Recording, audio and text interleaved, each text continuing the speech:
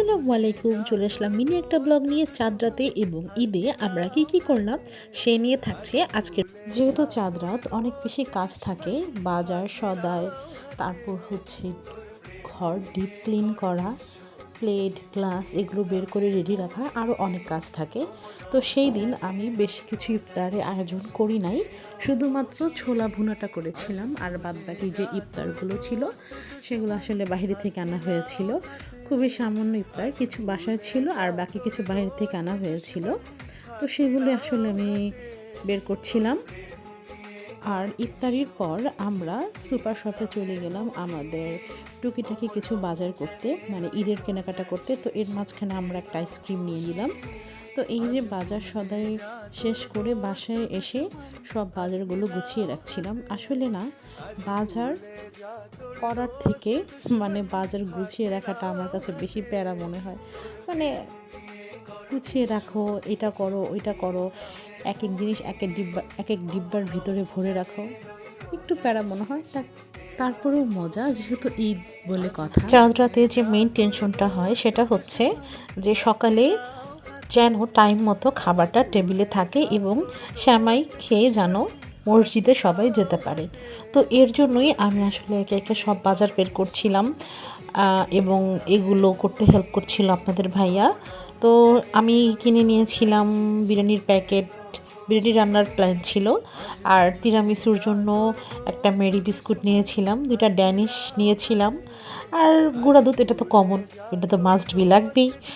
আর টুকিটাকি যা প্রয়োজন নিয়েছিলাম। আর হচ্ছে ঈদের দিন দেখা যায় এত বেশি খাওয়া হয় না বা খাওয়া যায় না, কিন্তু ঈদ পরবর্তী যে ছুটির দিনগুলো দেখা যায় বাসায় থাকতে থাকতে টিভি দেখতে বা যে কোনো অ্যাক্টিভিটিস করতে দেখা যায় ক্ষুধা লেগে যায়। তখন হচ্ছে বাসায় যেন টুকিটাকি কিছু স্ন্যাক্স এক্সট্রা বানিয়ে খাওয়া যায়। আমি সের জন্য আর একটু কিছু বাজার করেছিলাম। তো এই সামান্য কিছু বাজার আমরা করেছিলাম। আর শ্যামাইয়ের থেকেও দেখা যায় ঝাল আইটেমগুলো সবার বেশি পছন্দ থাকে, তাই তো লুডুসটা আমাদের সবার পছন্দ, তাই মাস্ট বি লুডুসটা আইটেমটা রাখতেই হবে। তারপর আমি বাজার টাজার সব গুছিয়ে চলে গেলাম শ্যামাই রান্নার প্রিপারেশনে। আর এই যে আমার শ্যামাই রান্না আমি শুরু করে দিয়েছি। আর এটা হচ্ছে নবাবী শ্যামাই, যেটা আমাদের মোস্ট মোস্ট মোস্ট ফেভারিট। আর এই শ্যামাইতেই যদি একটু ক্রিম অ্যাড করা যায় তাহলে এটার মানে টেস্টটা খুবই রিচ একটা মানে ভাইব দেয়, এত মজা লাগে। আর মাশাল্লাহ শ্যামাইটা অনেক বেশি মজা হয়েছিল। তো আমার বাচ্চা বলছিল আম্মু আমাকে একটু মেহেদি দিয়ে দিবে না? তো ও তো ছেলে, সে কোনো ফ্লাওয়ার পছন্দ করে না, কিছুই পছন্দ করে না। তো তাকে আমি ঈদ মোবারক লিখে দিচ্ছিলাম। তো আসলে ওই দিন রাতে শ্যামাই রান্না করার পর আর ঘুম হয় নাই। তো আমরা ঠিক করেছিলাম যে আমরা মুভি দেখব। তো ওই দিন আমরা মুভি দেখেছিলাম আর এই টুকিটাকি কিছু জিনিস এনেছিলাম, মুভি দেখছিলাম আর খাচ্ছিলাম। আর এই টক দইটা এনেছিলাম হলো পরের দিন খাওয়ার জন্য, কারণ অনেক উল্টাপাল্টা খাওয়ার পরে পেটের অবস্থা যদি 12টা বেজে যায় তাহলে এই টক দই আমার একমাত্র ভরসা। তাই এই টক দইটা আমি ফ্রিজে রেখে দিলাম। তারপর পরের দিন সকালে উঠে এই যে ঝটপট নুডলস আর লাচ্চা সেমাইটা করে নিয়েছিলাম। অ্যান্ড দ্যাটস ইট, এটাই ছিল আমার ঈদের সামান্য কিছু করা আয়োজন। যেহেতু ঈদের সকালে বা সারাদিন এত বেশি কিছু খাওয়া যায় না, তাই আমি অল্প কিছু আয়োজন করেছিলাম। পরবর্তীতে আমি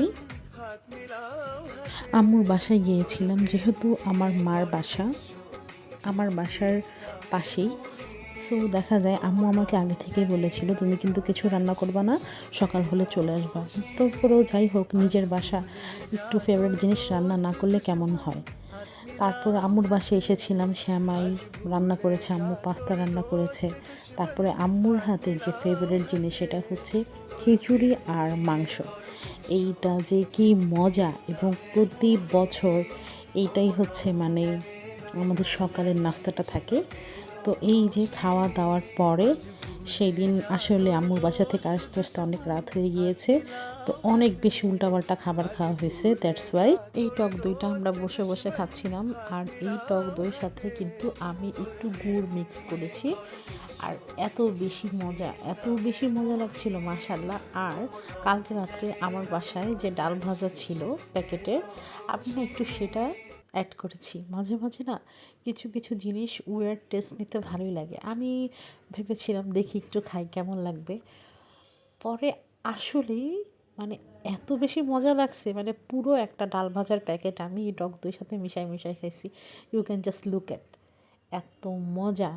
আপনারা চাইলে কিন্তু ট্রাই করতে পারেন। ও হ্যাঁ, আমি একটু কিশমিশও মিক্স করেছিলাম। কিশমিশ আর টক দই আর গুড়, আর এটার ভিতরে একটু ডাল ভাজা অ্যাড করেছিলাম। সেই এক। তো আজকের ব্লগ এই পর্যন্তই। আশা করি ভালো থাকবেন সবাই।